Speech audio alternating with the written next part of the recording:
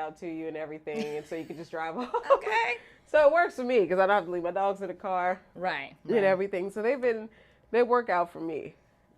Okay. Now, you talk about crazy line. I caught at one point you asked for this radio. All right. How's that? Sorry.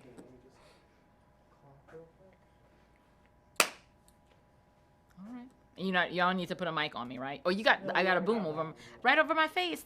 There's no new COVID mics to. Yeah. You have to run it over your shirt and everything. That makes so much sense. Yeah, ready? Yeah. Whatever. Okay. So, just for record purposes, can I get your first and last name, and could you spell your first name for me? Sure. Andreanecia Morris, Andreanecia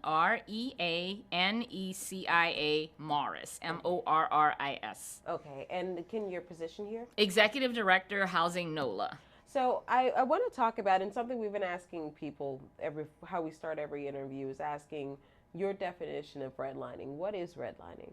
So redlining is a systemic strategy to deprive African Americans and other people of color of opportunities and investments. It was initiated by our government in order to halt the burgeoning of evolution of the rights of non-white people in this country. So that's my definition. It's the deliberate withholding of resources and community investments from communities of color, from people of color, by drawing artificial boundaries that keep community members isolated, not just from each other, it's not just proximity, but it's deprivation of resources. Mm-hmm. So 2018 report, and I'm just reading some notes that I took from the National Community Reinvestment Coalition, found that nearly 75% of redline neighborhoods in the country are still low to moderate income areas. And people of color live in nearly 64% of those neighborhoods. So I want to discuss inequities in housing in New Orleans. Right. Where does this all begin? So it's hard to, it begins at the beginning, right? Yeah. Over 300 years ago, Yeah. right? And the evils of chattel slavery. That's really where this starts. You can't have this conversation without that, right? It's because a lot of this is about who gets to choose what a community is, who lives where. Again, this is a city that has a lot of natural mixing of not just race, but on economic issues, right? You look at in the historic core, where a lot of the houses have slave quarters as now what we call accessory dwelling units or mother-in-law cottages and units and things like that. But that's what those were. So you have, again, black and brown folks living close proximity to wealthy white individuals. That on the surface looks idealistic. But again, when you look, that's why you've got to talk about the evils of chattel slavery. That's why you've got to root it there. And say that, when you started carving up the city and bringing people, giving, again, the descendants of the freed people of color and them choosing parts of the city to isolate from, and the French and the Spanish and eventually the Americans all carving up parts of the city, while enslaved Africans lived everywhere. And then when the Civil War was over and people were ostensibly freed, the ability to, again, keep people indentured and keep them trapped on plantations out in the rural areas and keep them trapped in slum houses and urban communities, all of that is rooted there. And here in New Orleans, it's easier for us to chart it because New Orleans was New Orleans before America was America. And so all of that history is still here. It's something that we take pride in knowing, right, that we can trace all of this. But we don't spend a lot of time really digging in around the ills that were done, right? Because particularly since there was such a robust community, free people of color. Yeah. As if the fact that a fraction of what we would now call African Americans were able to own slaves themselves or be free here, or own their own home, as if that was a way to offset the evils done to the majority. Yeah, it made it a little better for some people. It made it seem better. And also quote, that unquote. Right, it made it at least again, it also set in motion that respectability politics framework, as if, the fact that these folks were the exception. Yeah. And why aren't the rest of you? That must be that's why it should be the rule. It's the rule. If the exception is there, that the free person of color that that you like, or even that you saw on the street, that should mean that the other ones should be able to do that. Or if they didn't, that somehow they're less, right? And all of the things around that, because a lot of the free people of color were the descendants of slaves and white people, right? So you're also adding that nuance to it, saying that people who are a little more whiter, that is good enough, except not quite, because you've got things like the one drop rule. Yeah. So you want to make sure that they're better, to just not equal. And again, you talk about the fact is, when you look at this over the time in this city's history, that there were many a time when the enslaved Africans outnumbered the white people, right? Particularly at the beginning and at various points in the evolution of this little colonial outpost, bringing enslaved Africans to do hard work, to this as we all complain about the weather, and how inhospitable New Orleans can be, and how hard it can be to be here when hurricane seasons or when it's 100 degrees outside. And we think about modern history, but think about how hard it would be to be here without those things, right? Working the way the enslaved Africans worked to build this city, right? And that they were treated as as disposable.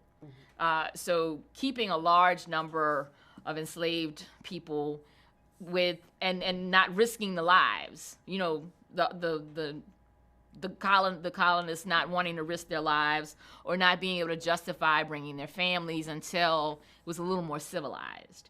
And so we were almost always gonna end up being a majority African American city if you looked at it. And so that's why you needed, the apartheid-like, and not even apartheid-like. I mean, the South Africans learned apartheid from us. Yeah. They combined the teachings of Jim Crow and the Nazis to come up with apartheid. They perfected it. So there was always this desire to keep the numbers high, and again, from the founding of this country, the 3/5 compromise.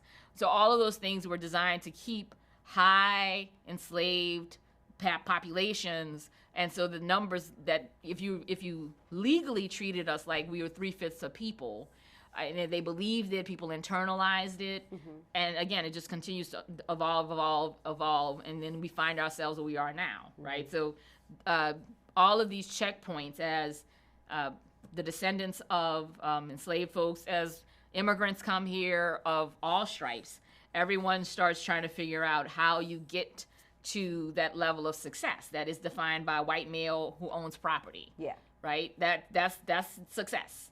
And instead of everybody saying, let's obliterate that, what we've created is this system of privilege that says, okay, we're all going to be judged against that standard. And again, that's one of the problems that we have. That's how redlining works. It's like, so you don't get that. Yeah. And it ignores the fact that we don't need that. When we talk about the implications of redlining on the city, even in 2021, because this is a concept for some people that they didn't know existed. Right, that's right. And this is something that people don't know still is institutionalized in every... And who institutionalized it is the big one, right? It's like the book on redlining, even if you've heard of it, and talk about this all the time, is that people think of it as like the banks, right? And it's no, these lines were drawn by our governments, by by elected officials. Yeah. That's who drew those lines. And it didn't just affect banks, it affects insurance rates. To this day, it affects insurance rates and taxes, and those lines we have to remove them.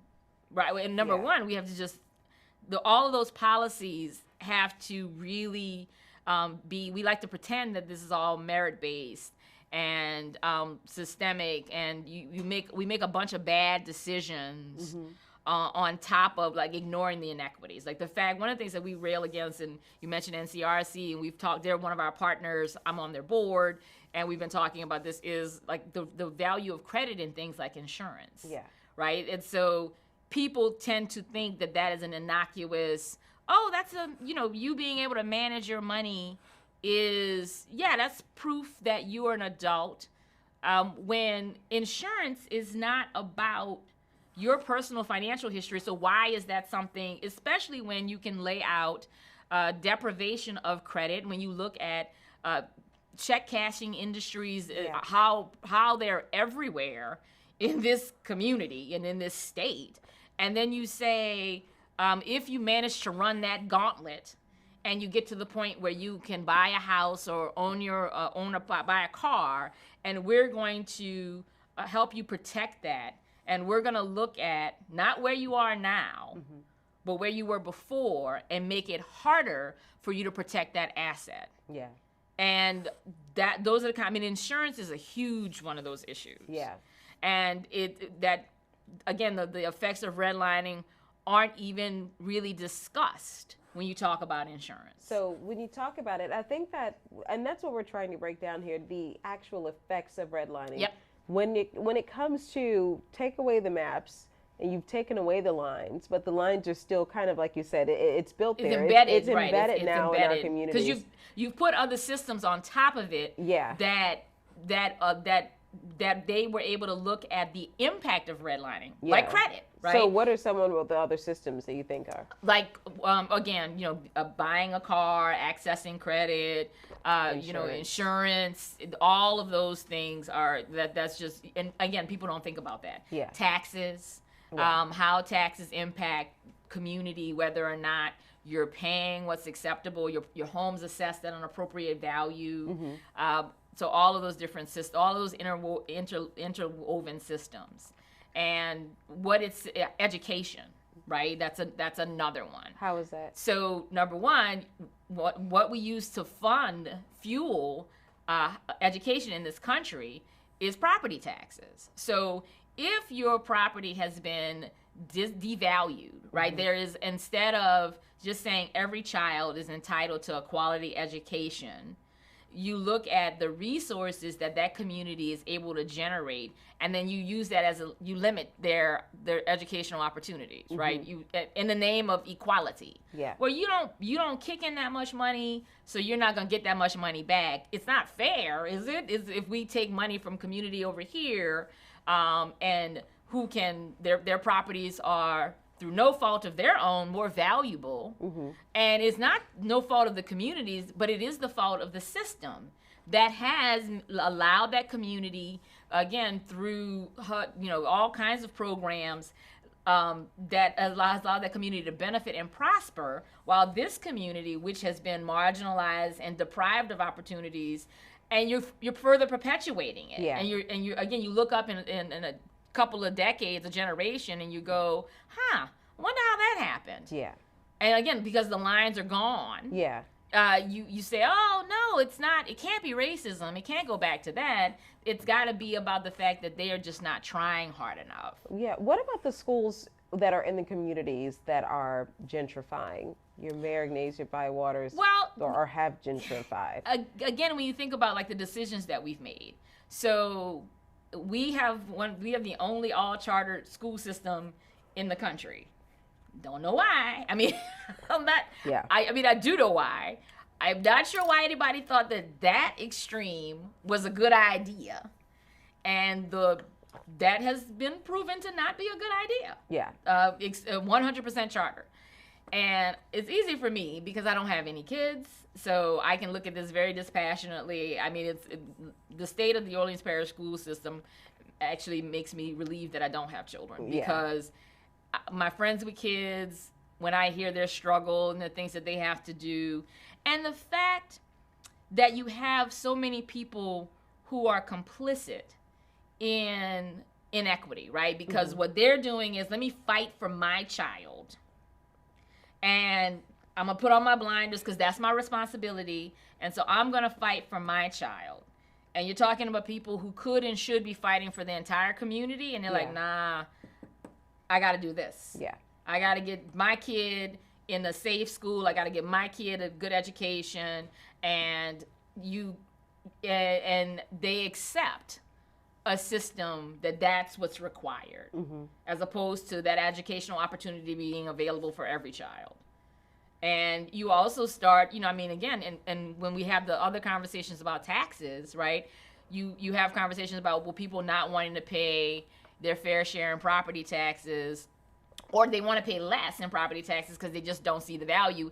And they don't think about the fact that there are other people who are already skating, right? Like, we've got all of these giveaways for corporations so that they don't pay their fair share in taxes. Especially with the oil and gas industry. Oil and gas industry, industrial, I don't know if you heard about the Folgers.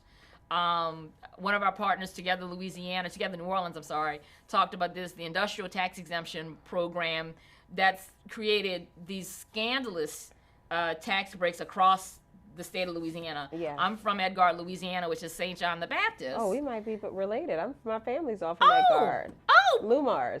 Okay, yeah. My dad is, we have Lumars in that branch of the family. Oh, yeah, so we have to talk about this. You do look a little familiar. Okay, but you are on TV. Yeah. So I'm like, we might be related related because everyone I meet from Edgar who's related to a Lumar, like, that's family. Oh, yeah, that's right, yes.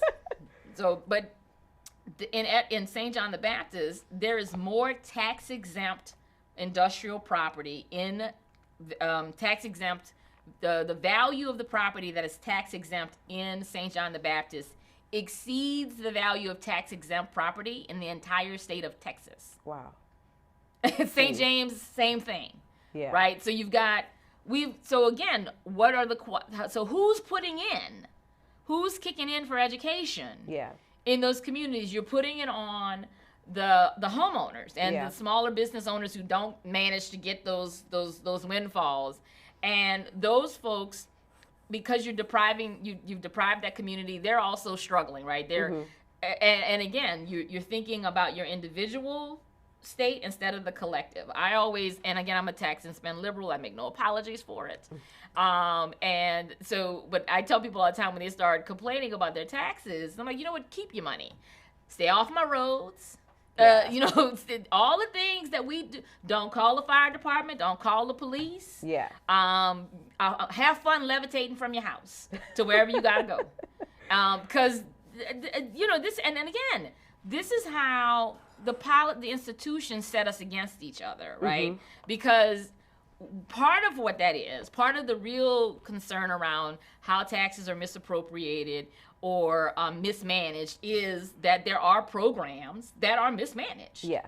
And housing programs are one of them, where they are mismanaged to the point where they actually reinforce negative stereotypes about mostly African Americans. And so you think that you're sitting there thinking that those folks are taking advantage of your money while you are struggling. And there's no accountability for the system that's run by somebody that you elected. Again, like I said, so the people who are better placed to advocate and to affect change are so consumed, and rightfully so, about their own, but we're missing the boat, right? Yeah. We're missing the answer is the collective. The answer is that these policies are fixed and this damage is assessed. Yeah. And you create new systems. Yeah. We need new systems. We can't have one-offs. We need a housing guarantee in this country. And COVID, as like the first line of what I'm calling the modern plagues of Egypt that we've been going through this last year, is the proof of that. They said shelter at home. They didn't say shelter at work. They didn't say shelter at hospital. They didn't say shelter at school. They said shelter at home. And it was incumbent on every elected official and policymaker who said that to make sure that the people of this country, the people of this state, and the people of this city could do that. Yeah. And they didn't. They didn't. Not to the degree where it could actually happen. Where are we about to see this community head for the rest of this year? We're about, and this is the frustrating part here. We did a version of this almost 16 years ago with Katrina. All of the inequities in this city and in this state were put on display for the world to see, right? All of the things that the people who were vulnerable, the people who didn't leave, couldn't leave, all of those things, and the fact that we couldn't get them help, right? All of that was put on display. And this country, the world, said, this is unacceptable. You have to do better than this. And we didn't, right? We did a lot of good with a lot of money, and we somehow, though, managed to create a worse housing system than we had pre-Katrina. How so? More vulnerability, more housing insecurity, in a city that, at its height, had 625,000 people in it in the early 60s and 70s, late 60s and 70s. We are now a city, we haven't cracked 400,000. We are down more than 100,000, mostly African Americans, in a city that could accommodate 625,000 without breaking a sweat, with a 20% vacancy rate. How in the hell do we have an affordability crisis when there are thousands of vacant homes and apartments in this city? We don't have the right to have an affordability crisis. If in a functioning market, if we weren't being constrained by a broken system, with a system rooted in redlining, those units, those vacant homes and apartments, the prices would have to come down because it's not what people make. That's how a functioning market would work. You would not be able to leave your property vacant. And I have so many that are several on my street. Right.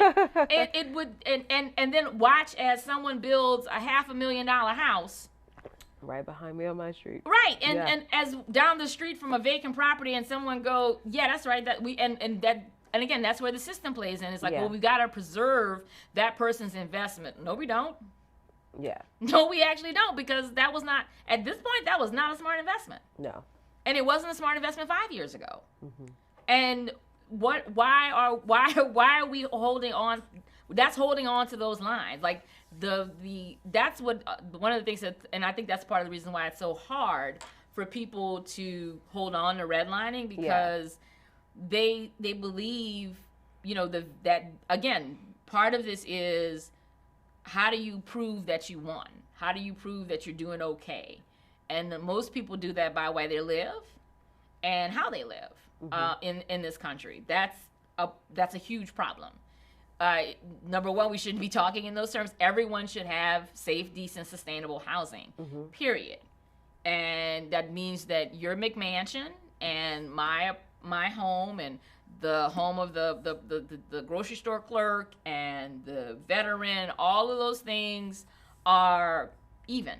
They're, again, when I say even, I mean they meet our needs. Yeah. And so if you need 3,000 square feet and you can afford it, that's okay.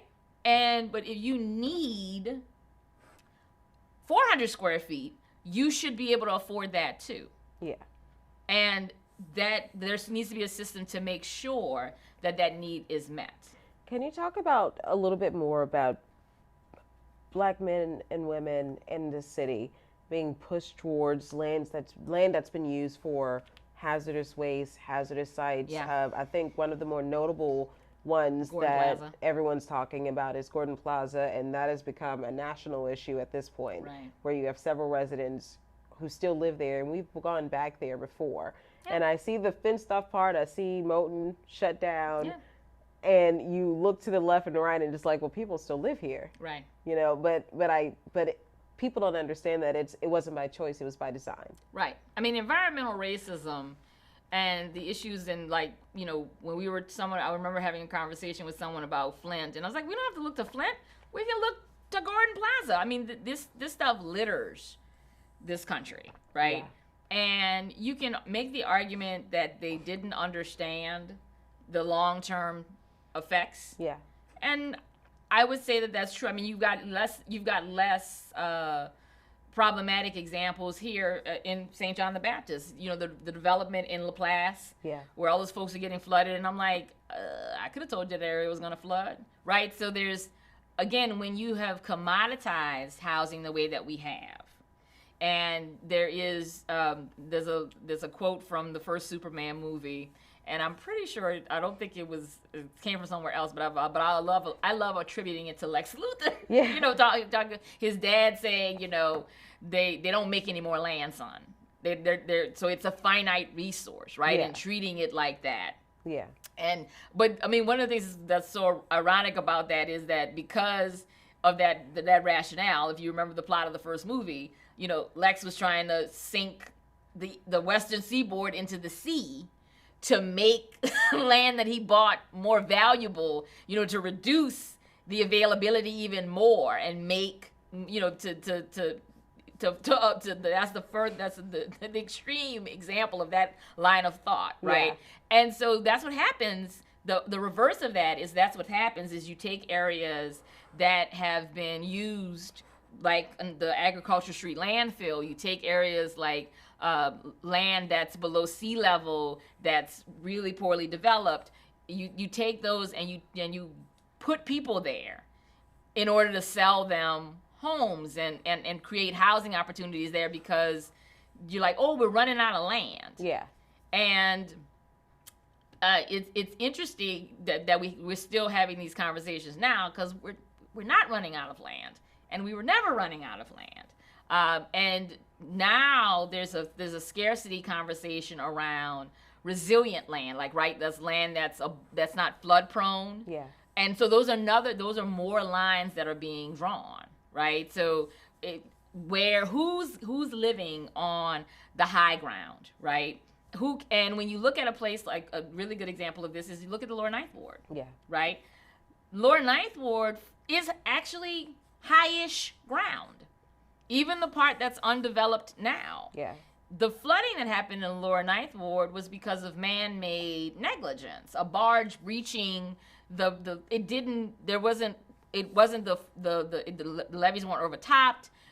You know, it wasn't a part. They are not below sea level the way you know, parts of Mid City are, parts of Gentilly are, parts of Central City are. That's not the book on the Lower Ninth Ward. But then when you look at, you know, what's built back on the Lower Ninth Ward, the sliver by the river, and the fact that you've not been able to see investment in the part of the Lower Ninth Ward that is a good place to buy and to build, right? If you want safety. Yeah. If that's but because we've also drawn lines around the Lower Ninth Ward and said, well, it's, you know, it was a majority black community, there was disinvestment, there was deprivation, and there seems to be a desire to wait for someone to care about it, to want to be there, as opposed to developing it and making sure that people who want to come home can come home. Why is that? Because you see that people, you know, they want to be there. Yeah, some people do want to be there, and I'm seeing a lot of people, especially me getting into the real estate market now. You have people that are showing some interest in building homes there, but for some reason, it seems like the local government hasn't gotten on board. It's a combination of, there's a number of people at fault for that, right? So you've got to talk about the failure to plan. Is that okay? It should be okay. Okay. The failure to create an equitable plan. I mean, number one, you've got to go back to the fact that those so many of those empty lots represent homes, represent families, families who died, families who have not been able to come back because of a system, a program. When the world said this is unacceptable, our response here in Louisiana was we created a program that didn't meet the needs of those individuals, that did not, despite the fact that, you know, a lot of the money that was allocated to Louisiana and to New Orleans was in the name of the Lower Ninth Ward residents who, again, mostly African American, mostly home ownership community. Yeah. That's when you ask the average person not from here what they wanted, their dollars that they donated, what they wanted, what their congressional representative voted for was to help those men and women, those families. And so how did we design a program that didn't help them? Right? I mean, because that's what we did, right? And again, you go back to deprivation of value around redlining. One of the things that the road home did was it used pre-storm value to cap assistance. Now, the insanity of that, right? Like, we got to, number one, that is insane. It's after a disaster has happened. Who cares what it was worth before the disaster? Yeah. The point of the program is to get people home, to get them to rebuild. The argument is through no fault of their own, they have been injured. That is why the federal government is allocating billions of dollars with a B. That is what the people of this country and the people of the world expected. Yeah. So why, when you get down to the bureaucracy, does the policy start with, let's cap this based on what the property is worth, right? And again, you got to dig down under that, right? The notion of, and we saw it, despite, I don't want to overly paint the rosy picture, right? Because while there was overwhelming outcry that, we can't let this happen, we can't lose New Orleans, we can't lose the people who make New Orleans special, and hardly anywhere else in the country is like New Orleans. That's synonymous. When you say you want to save New Orleans, you are saying you want to save her people, because that's what makes New Orleans New Orleans, right? It's her people. And so everybody got that, right? We thought everybody got that, until you get into these rooms with policymakers who are being influenced by decades of the welfare queen stereotype, despite the fact that they work in housing, right? Despite the fact that you would argue, well, someone who works in public service can't possibly be disposed against the recipients of public assistance. I would argue you've never met a cynical bureaucrat, and it's not all of them, but it's too many of them who think that these folks are trash or less than. And if I hear one more person, if one more public official says to me, or I hear that they have said, well, what's the point of helping them when you can't guarantee that it's going to work, right? They're going to be homeless in 6 months, or, they should have saved, or they should have did this, or, we don't want them to get too much. I will probably regret it, but it will feel really good in that moment, but I'm probably just going to go clean off. And have done that a couple of times. And that's a lie, because I don't regret it. But that's what you're talking about, right? Like that's the attitude, right? And the core of that, the root of that attitude is anti-Black racism, right? It is, you don't want them, you work every day, and you don't want them to get something that you can't get, that you can't have. Well, again, can we talk about opportunities? And also, disaster. Yeah. Disaster. So you're going to say to someone who has insurance, the argument is this person was able to get insurance and keep insurance, and their house was worth more because of things like redlining. So that person's going to get more from the road home than someone who is the point of there were Katrina victims who got offered $0. Right? House destroyed. Once they finish doing the assessment, capped by value, and then the penalties, right? Because there's penalties. The program's created for homeowners who didn't have insurance, and in addition to capping it at the pre-storm value, you then also assess a penalty for not having insurance. on a program designed for people who didn't have insurance.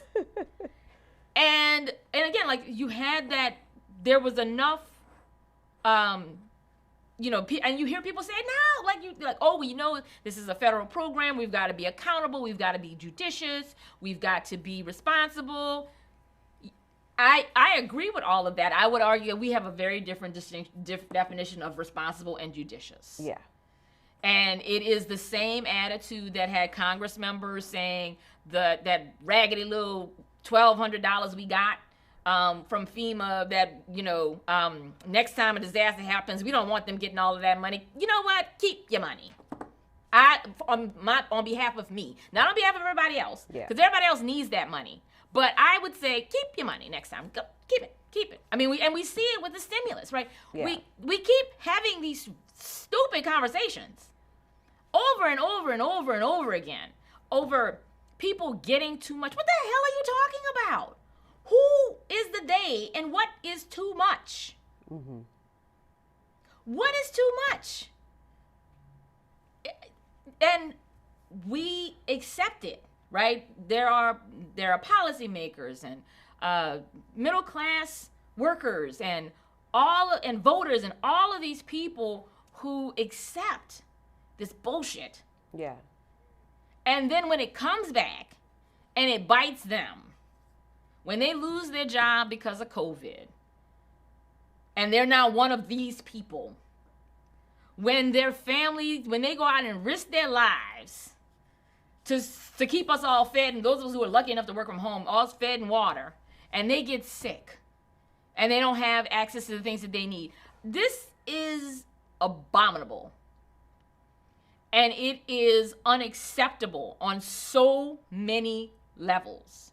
And the people in this community in New Orleans have an extraordinary opportunity that a lot of people do not have. Number one, we know what this movie looks like. I don't know why we keep making this movie, right? This is like, I've been joking about this. This is like damn Freddy Krueger movies. Yeah. Like, they've got to have like 10 of them. And we keep making Nightmare on Elm Street. Don't know why. We know how it ends. Freddy survives. And he comes back and he starts the nonsense all over again. Stop making these disaster flicks. Mm-hmm. Stop making this. Stop doing this. Katrina is the mother of the modern disaster era, and it seems like nobody in a decision-making capacity learned a damn thing. It is remarkable. So how do we do it different this time? And that's one of the things that we've been working on. Number one, we've got to center community, and we've got to hold people accountable. Mm-hmm. We've got to use data to determine if we are making an impact. And again, accountability. So when you say hold people accountable, who are we holding accountable? Elected officials and policymakers. Okay. Those folks work for us. They work for us. Okay. They don't work for themselves. We empower them. Community has all of the power here, and we're not using it because, and again, this is also systemic, right? This is, you're struggling with that's why I mentioned the folks who could make better decisions, but they're so focused on, again, I'm talking not just about, we like to focus on it and attribute this to the working class and the lower classes. That's why that they can't struggle, they can't make good decisions. Neither can, some of them are more well-off people, right? Everybody who starts whining about crime and not realizing that if you're worried about your car getting broken into, you might want to make sure that you're paying your taxes and that that there's a school system that provides folks with opportunities, that there are jobs that allow people to make a living wage. And we can talk about the personal responsibilities when you talk about people actually having choices. And if you've ever had a conversation with anyone who's was incarcerated or caught up in our criminal justice system, a lot of people make bad decisions. A lot of people made the best of bad options. And when it comes to housing, I mean, we even talk about a deeper issue. There's a connection that's been proven to the number of young people who were in homes with lead paint. Yeah. And the impact that has had on them physically and their behavior, and that getting them caught up in the criminal justice system, the result of that. So this prison pipeline that is connected to the home. Yeah. And our failure to address environmental racism, right? Be it the agriculture street landfill or lead paint. And instead of looking at that and saying, okay, we've identified the problem, not simply mitigate the solution. We've got to also deal with the results. Instead, just letting that play out and going, oh, isn't that interesting? That person ended up in jail. Wow, that's sad. It's too bad. What are you gonna do? Something. I mean, yeah. there are ways of interrupting the system. So when we were in the middle of this system, we were in the middle of the Katrina, experiment or the recovery. And we were coming to the end of the recovery. It was 2014, and we were like, affordable housing. Are we in the middle of affordable? Are we heading into affordable housing crisis? We've spent almost $10 billion on housing alone in this city, and we're still down 100,000 people, vacant land, blighted housing everywhere. Yeah. How in the hell are we heading into an affordable housing crisis? Right? And so we pulled some, there was a number of opportunities. A lot of people wanted to see good happen. And there was a lot of effort to talk about equity.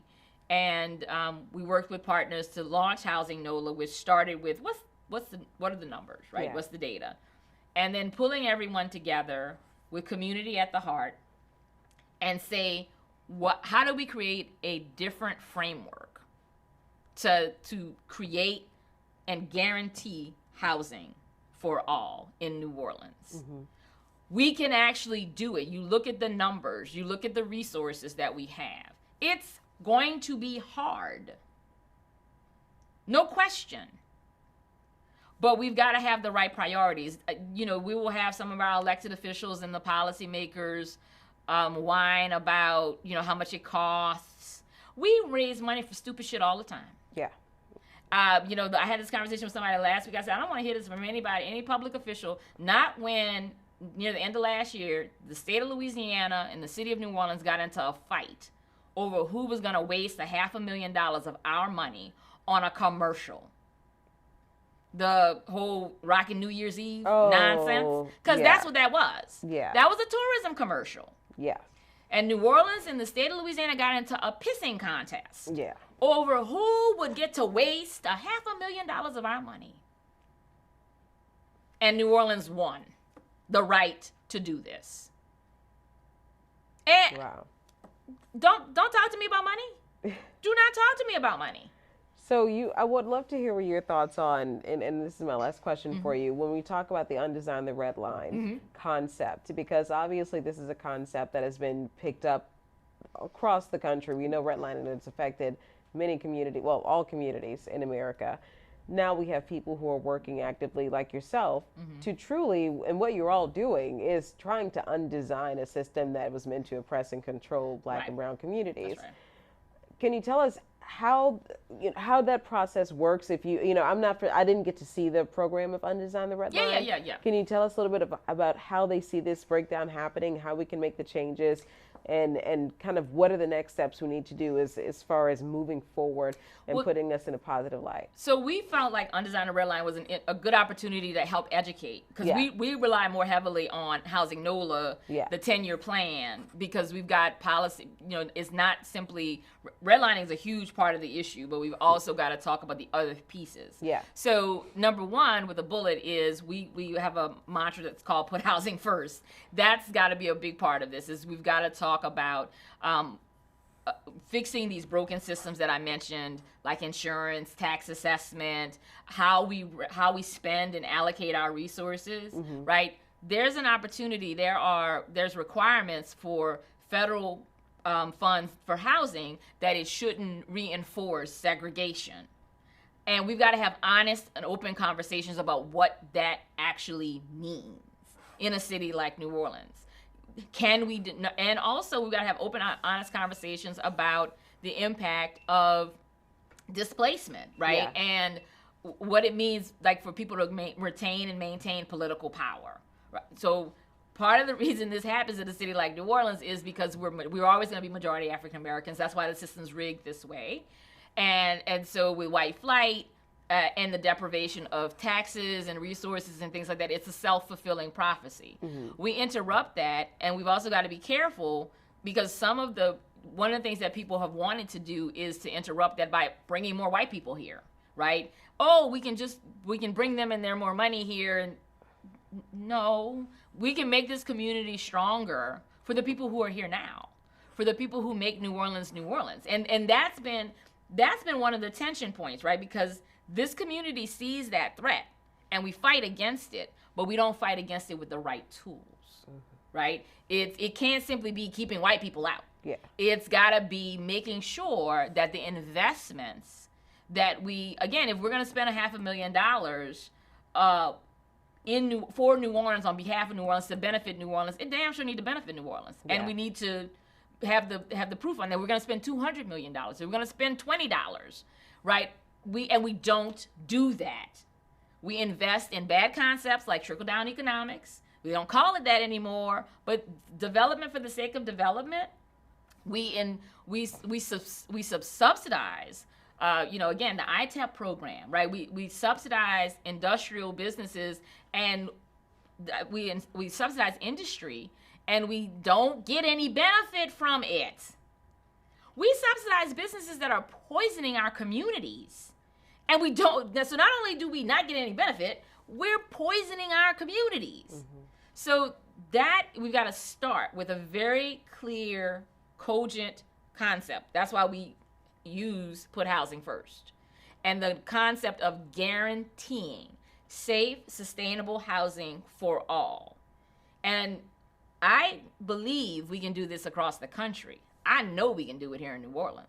It's not that complicated. It's not that hard. It requires, however, the will to do that. That's where we've got to start. Is we've got to be willing to and not simply to study the issue. That's another place that we've got to hold our elected officials accountable. Everyone loves discovering these issues, when it's time to run for re-election, and trying to figure out what they're going to be doing. I'm like, well, what you been doing? And didn't you run? Didn't you talk about this when you were running for election? And again, we have such a lovely our political development system here is one, like you go to the minors, and so you're very few people come into politics never having been in politics before. So what were you doing in the minor leagues, right? What were you doing? What was your housing strategy? And many of them don't have a housing strategy. Many of them don't have any history other than occasionally being a NIMBY person showing up at some meeting and testifying and fussing about, they didn't want poor people in their neighborhood. Right?